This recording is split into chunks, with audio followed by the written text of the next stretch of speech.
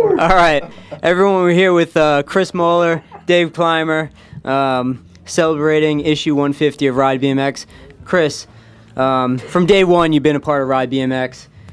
Tell me about the early days of Ride and your involvement with working with the magazine and Brad.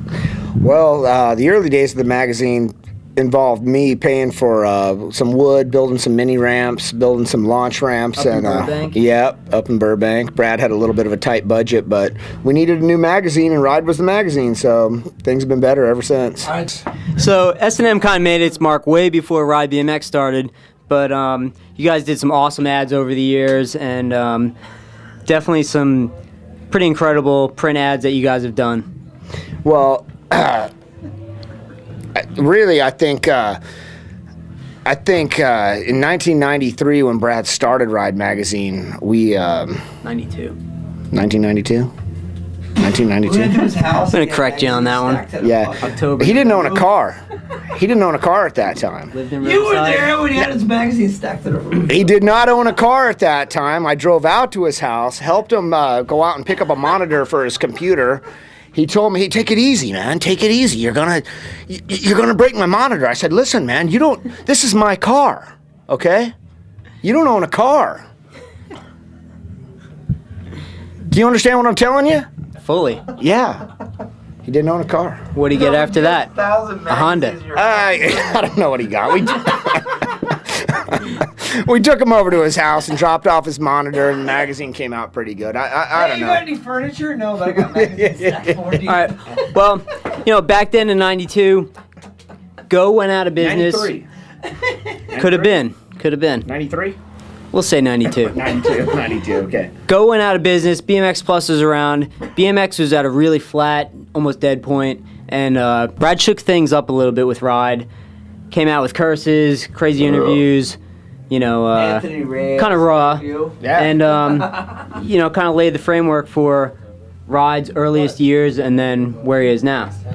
Yeah, he made a good magazine. That's what we needed at that time, and that's how the sport's evolved. I mean, up until that time, the magazines were stiff, they were lame, the shit was gay. Over 16 years, 150th issues, there's been a lot of evolution of the magazine, and what do you think of where it is now compared to where it started, and you know what you see behind you on this wall here? Well, I think what we see behind on the wall here is I see pictures when he didn't have. this is the real deal. This is the real deal right here. I mean, at least there's a little bit of budget there to improve the quality of the magazine. It's still a tough business, but this is as good as it gets. There's been only 3 companies that have been in Ride BMX since issue number 1 and today, issue 150. Albies has been in every single issue. Albies is still around. Hoffman Bikes advertised in issue number 1 and in 150, and also S&M was in the first issue of Ride and issue 150. You guys have done some insanely memorable ads, funny stuff, controversial. Tell me about some of the ads and anything you remember from that stuff. Well, I remember the best ads were the ads you never saw in Ride. I saw them on the fax machine. You saw them on the fax machine. Yeah, we got a little. We got banned from Ride for a little bit with the how to turn your Hannabrink fork into a bong. I thought fax machine was made for assholes. What about the ones fucking on the beer napkins, you know, from the bar?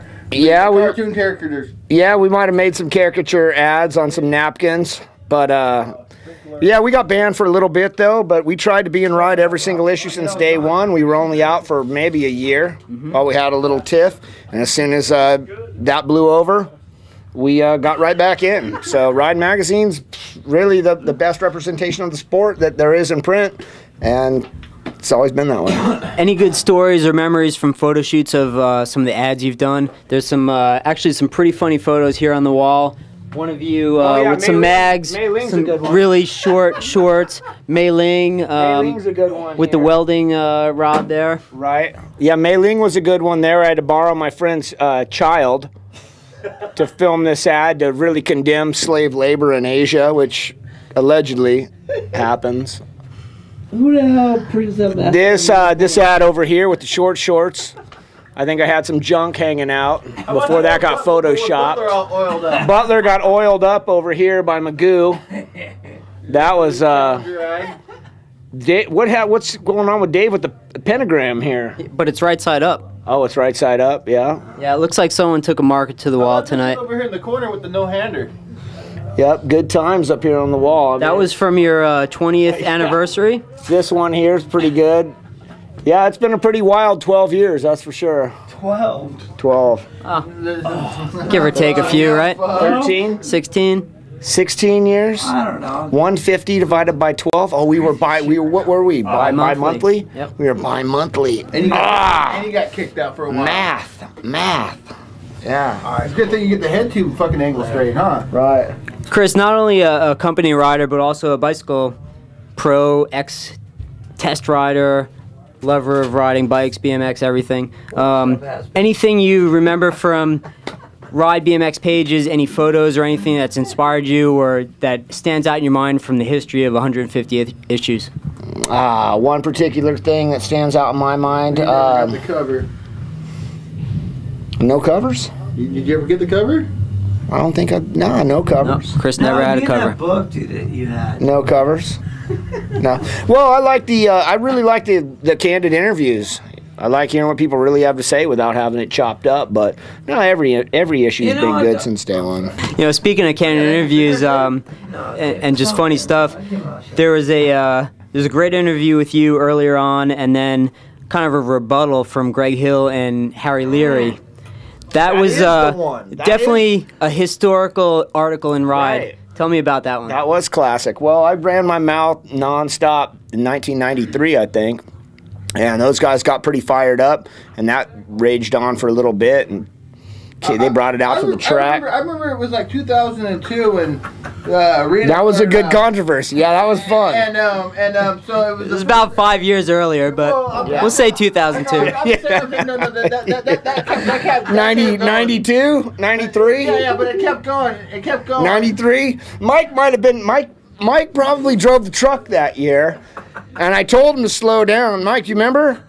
I said, Mike. I said, Mike, we need to get off soon because it's snowing, the roads are icy. I think this is the town we need to be in, right? So, Mike, tell me where I need to go because I'm paying attention to the snow and the ice. He's flipping the map around. I said, what are you doing, Mike?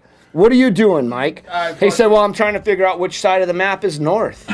I said, Mike, the map, the north is the top of the map. Right. So I locked up the brakes, the box van got sideways, we rammed into the curb. I took a deep breath, and I told him, Mike, listen, I'm not mad at you, man. I'm not mad at you. I'm not mad at you. We've been on the road for 36 hours. I'm not mad at you.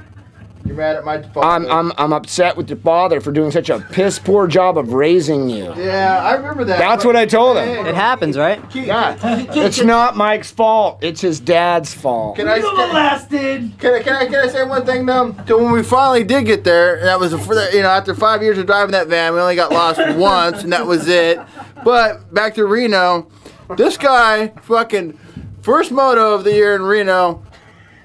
Crashes fucking Harry in the corner, and next thing you know, don't be drinking my beer, you fuckhead.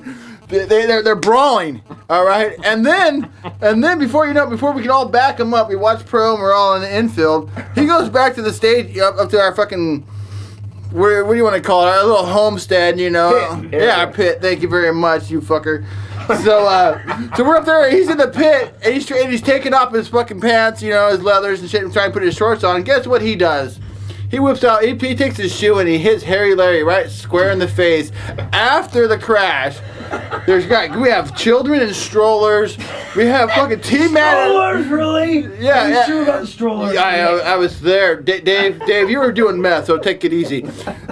So anyways, he was fucking... Strollers! Harry Larry was all salty because he crashed him again in the second corner in the first round of Vet Pro.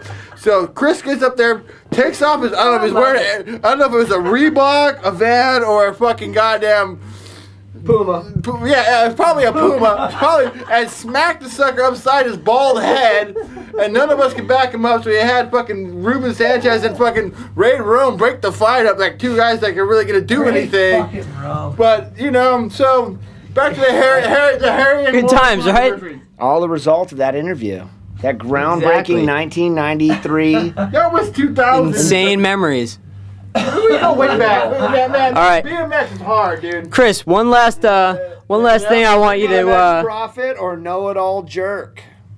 Scrounge. Definitely Fucking know-it-all jerk. Scrounge. I go Definitely know-it-all jerk. I go with scrounge. Okay, and look at this stash. Look at this No, goatee. Little goatee too, Look at this with the goatee. handlebar mustache. This pencil-thin mustache. That's a slam mustache right there.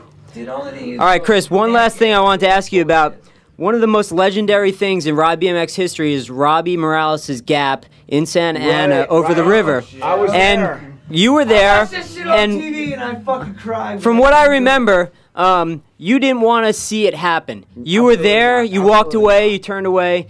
Tell me about what you remember. And I remember hearing that you were there, or was at S&M, and you had to hose Robbie off after he fell in the muck. That I did. And the photo's right here. It was a legendary moment. I seen that shit on TV. Well, Brad and Robbie set that photo shoot up. Robbie was on Univega at the time, and it was going to be a. You can't do that gap on a Univega. Nobody could have made that gap cleanly with the run up the way it was. What people don't see there is that Robbie's riding through basically weeds, tumbleweeds, and foot high bushes right there. Then he has to bunny hop over a 6-inch wide concrete wall, and he's got to get across this gap and get over to the other side. I don't know what he was thinking. He asked me, he said, "Chris, what do you think? Can I get over this thing?" And I said, yeah, man, you're good. I went straight to the van because I had to loop around because we were in a strawberry field. He came up 50-50, which is a lot further than I thought he was going to make it. It was a lot further than I thought he was going to go. Nobody could have got that far. He went back, he split his leg open. We took Brad back to the building. Brad went straight back to the office to start, laying the thing out or something. And I took Robbie to hospital all night till somebody would take him because he had a huge laceration in his leg. He got it stitched up, and we went to the bar, and it was a good time. But he was real lucky he didn't mess himself up. A lot worse. That's one of the craziest things I've ever seen. How was the Univega? Did you piss your pants when you saw that go down? I didn't see it go down. I was driving around the strawberry field in the van. I saw Robbie laying on his back in the bottom of the gutter down here. And I knew him back to work. You know it was going to be a bad outcome. I had a weird feeling. I had a gut feeling. I told him to strip down. I hosed him off. And maybe that was the roots of Fit Bike Co. right there. You know what, bro? I seen that shit. I just got out of the fucking detox. Why'd you like Adam Keith? I just got out of detox, dude. And I was in a fucking jail. After recovery home, they had this thing. They had this thing called the halfway house, dude. I was at a halfway house, and I just moved in there, dude. We were watching it on TV, dude. Living? No, it's called a halfway house, dude. Right, well. Sober living, whatever the fuck you want to call it, dude. Cheap living. Anyways, it's like, you know what? Robbie's been my bro all along. But I see him do something like that, dude.